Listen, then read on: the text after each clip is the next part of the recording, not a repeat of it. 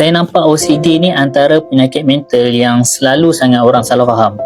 Ada yang cakap, aku ada OCD, tak boleh tengok benda sengit sikit. Ada yang cakap, aku ni pembersih gila, mesti aku ni ada OCD. Tapi sebenarnya bukan macam tu.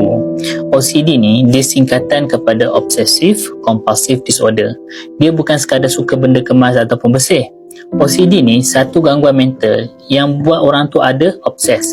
Obses ni maksudnya dia suka fikir benda yang berulang kali. Dan kompulsif. Kompulsif ni bila dia fikir benda berulang kali menyebabkan dia rasa anxiety. Contoh orang yang ada OCD jenis kebersihan, dia bukan setakat suka bersih, tapi dia boleh basuh tangan sampai 10-20 kali sebab dalam kepala dia rasa tangan masih kotor walaupun dah bersih.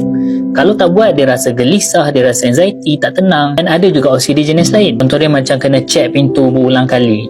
Dah tidur dah, lepas tu rasa macam pintu tak kunci, dia pergi tengok dah kunci. Lepas tu bila tidur balik, dia rasa tak kunci lagi. So OCD ni dia ada pattern-pattern yang tertentu. Bila orang guna istilah OCD ni main-main, dia sebenarnya meremehkan struggles orang yang betul-betul hadap benda ni.